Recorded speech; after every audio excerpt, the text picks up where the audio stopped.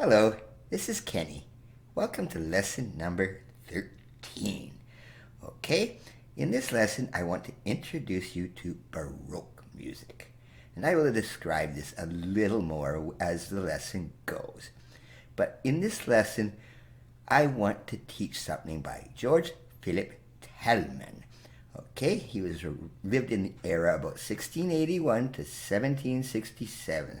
So this is dead in the middle of what is known as the late Baroque period. There's earlier ones, but right now we'll focus on this late Baroque period, and I will describe it introducing this piece to hopefully make it a little clearer.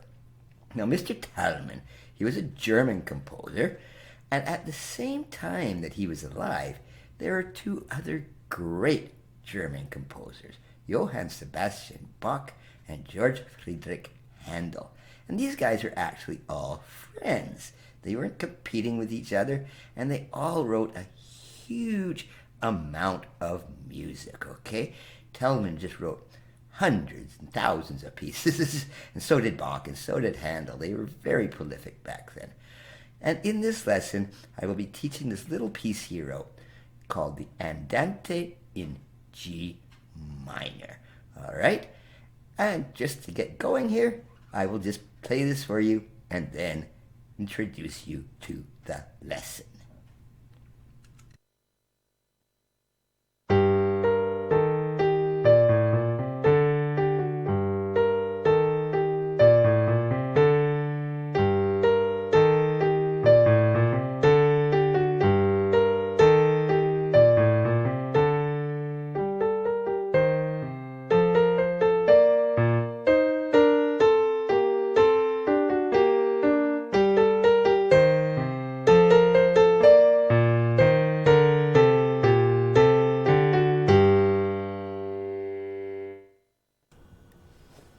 Now, before I go on to this actual piece here, I just want to talk a little bit about the Baroque style. Now, the Baroque period came before the classical period, the classical being Haydn and Mozart, which we've covered a little bit already. And this is the period, as I said, Telemann, this piece, Bach, Handel, and it came the early 1700s right up to the later 1700s. And it's a very lovely style, but it is more characterized by melodic lines. Okay, there are chords, but the chords aren't spelled out very harsh like in some stuff. Okay, these are melodic lines. The right hand has a melodic line, and the left hand has a melodic line.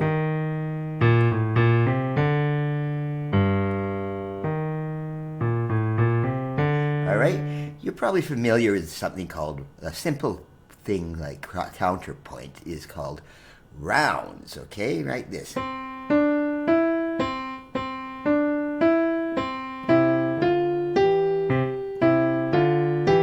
right, that's a very simple, it's not a Baroque piece, but you can get the idea. This is known as counterpoint, when you have melodic lines that are playing along with each other. And that's a whole field by itself. I'm not going to get into counterpoint because it's complicated. But the idea is that there are melodic lines, and that's what can characterize the Baroque period in itself, okay? Now, the other thing I want to mention about the Baroque period is there was no such thing as the piano. No, not at all. They would be either using a harpsichord maybe or an organ. And to give you an idea, I have these things on this piano. I can change the sound of it. A harpsichord sounds sort of like this. I'll change this to a harpsichord.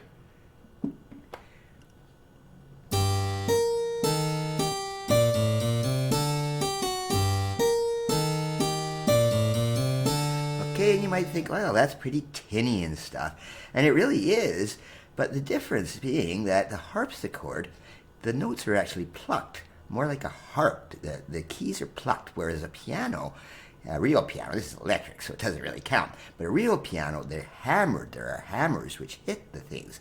The real piano is actually known as a percussion instrument because there are strings being hit, whereas the harpsichord, it's got that light sound, which is caused by the fact that the strings are plucked by kind of quill-like things. A little complicated, all right? So it's got that really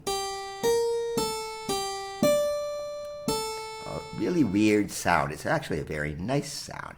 Okay, the other instrument that they may have been using in the Baroque is the organ. All right, this organ is a very old instrument, so it kind of would have sounded like this on an organ. All right. All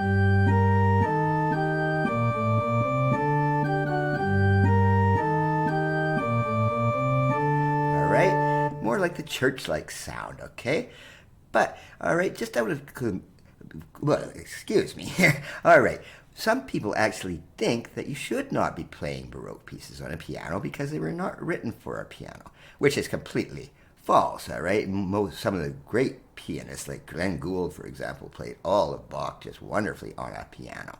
But the thing that makes a big difference, though, is I'll get back to piano here. One thing that is controversial, should you ever use a pedal when playing music that was maybe made for a harpsichord?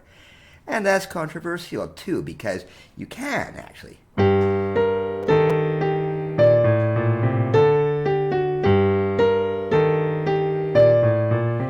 I will show you one place in this piece where you might want to use a pedal. It's sort of cheating, but it's not really.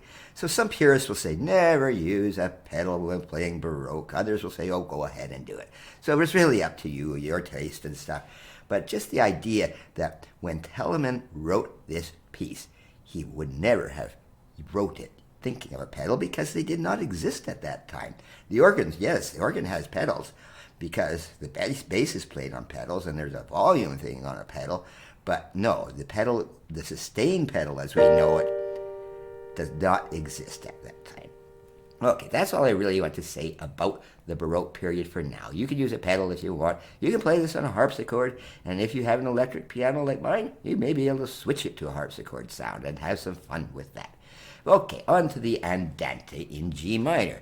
And as I just said, it's in G minor. All right, and now here you go. There's that key signature, the two flats. And the G minor scale, the natural G minor scale, is based on the B flat major scale. And remember, to find the relative minor of a major key, you go down that 3 semitones. All right, so now we're back to G minor. Now I played the melodic version there. We'll get into that a bit too when we get into the scale section about this. But the two flats, the B flat and the E flat, are the same as the key of B flat major. B flat major, all right? All right, the next thing to go on to here is this little pickup bar here. And I've had a couple pieces, and it gets confusing here. All right, this pickup here. This is in 4/4 time, but you've only got 2 notes here, 2 quarter notes. So basically, this is the 3rd beat and the 4th beat, and then you go to the 1.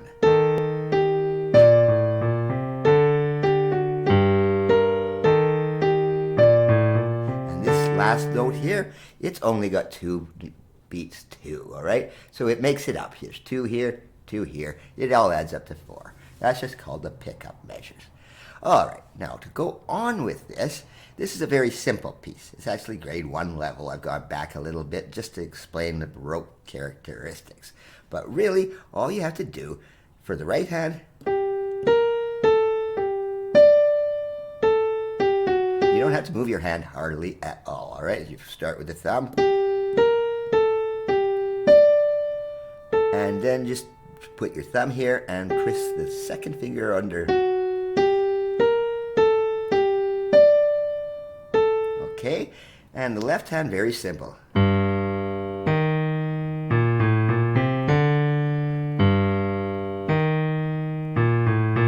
Very simple too, so neither hand is moving very far in this piece, okay?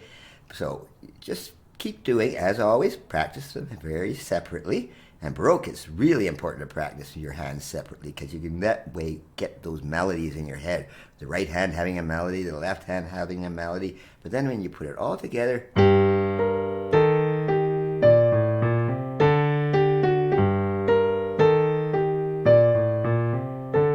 okay, and that's the first part of it, all right? And then you see it does repeat here, as it says. There's a repeat mark, so you play that twice. Okay, to go onwards now, just again on the Baroque thing, Many people will play this somewhat because of that harpsichord thing. They might play it a little more staccato, a little.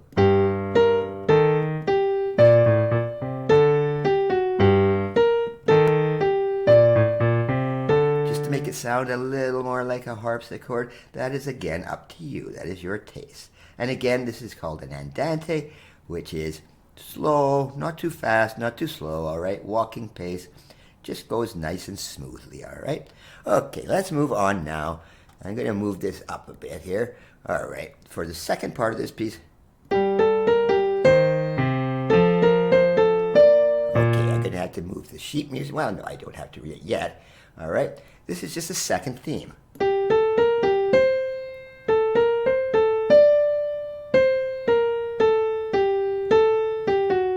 And then that repeats.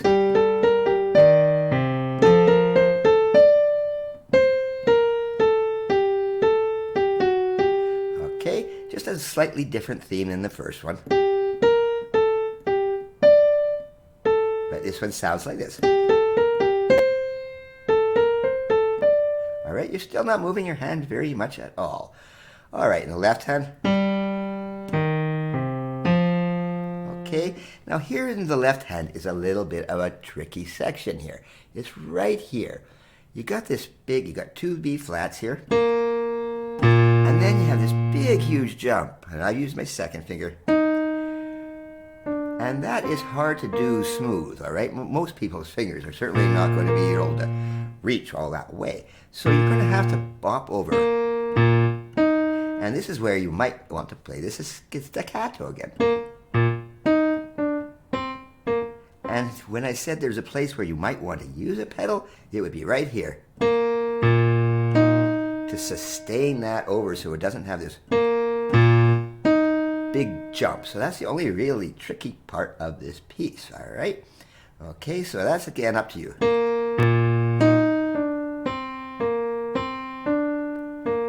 Okay, so this second theme will come and start sounding like this.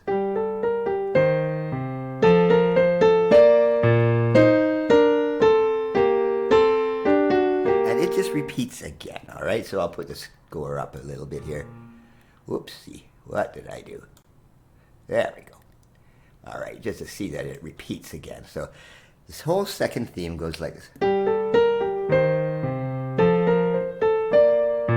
Okay. Oh, now I just messed everything up. All right, but that's okay. I have to put the sound on. The last thing I want to mention here, and it has to do with these dynamic markings, all right? You'll notice in this whole score, all I have here is mezzo forte, medium loud, and I put medium soft here. And the reason for that is because, as I said, back to the harpsichord, it had a little device. You pull it out, actually. It's on the side of the instrument.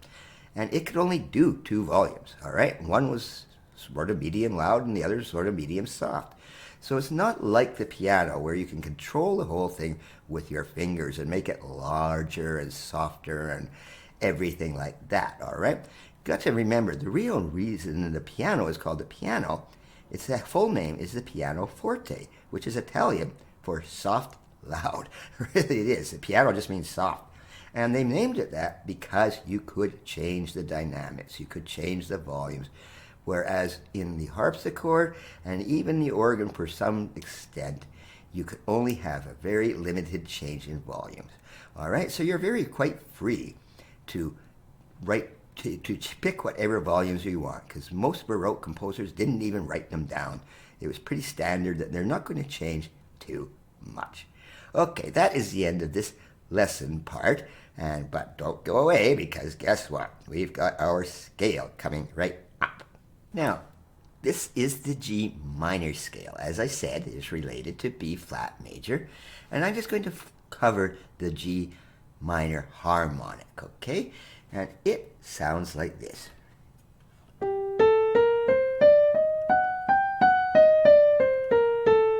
Okay, the big difference, okay, the natural form of it with the 2 flats sounds nice, but remember the harmonic raises that 7th tone up one. All right, so you get that big F sharp going to the G. which gives it a really nice, smooth sound. Now, if you remember a few lessons back, I taught the B-flat major scale, which had a really funny fingering. You had to pass, you started with a third finger and you passed under. But the G minor, no, it's just a standard fingering, the same as C major, the same as most fingers, what I call standard fingering. You just pass the thumb under the third and then the fourth. And yes, we're in grade 2 now, so you have to go 2 octaves. And the left hand, very similar.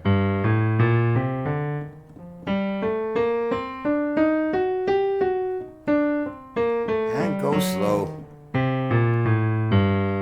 It's not one of the harder scales. It's actually a very nice scale. I like playing that one too. But then when you're really comfortable, play them together. See,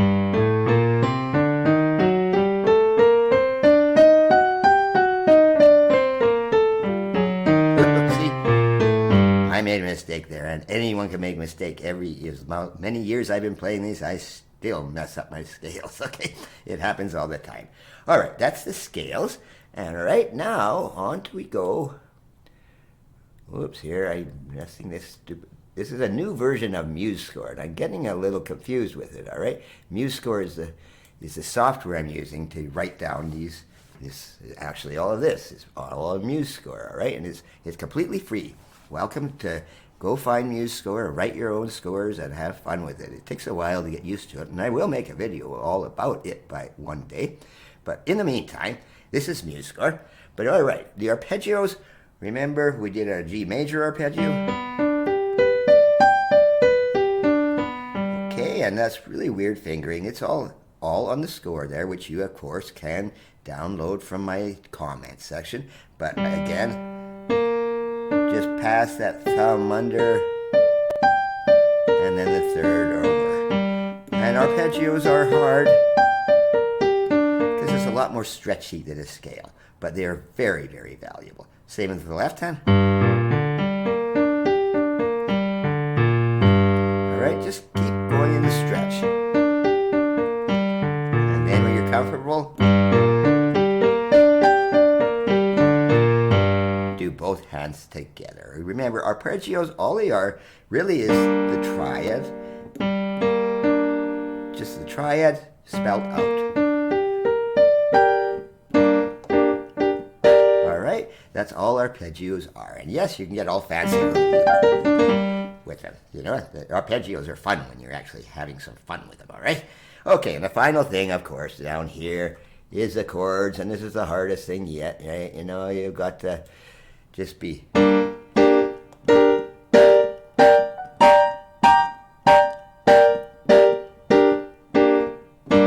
right, they're just the chords, the inversions, the first inversion, the second inversion.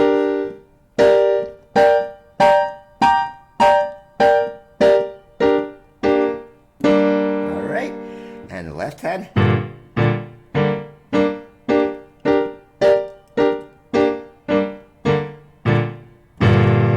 All right, and of course, just take them really slow, and you can make mistakes, but then it gets it all together.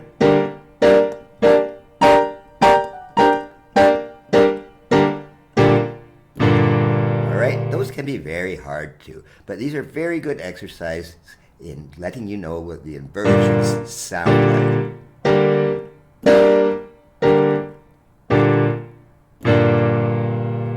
Okay, that is the key of G minor. I'm hoping in the next lesson to play a piece by Mozart in B flat major, the relative major of G minor, just to keep these things a little more in consistency, all right? But anyway, that was lesson number 13. Thank you very much.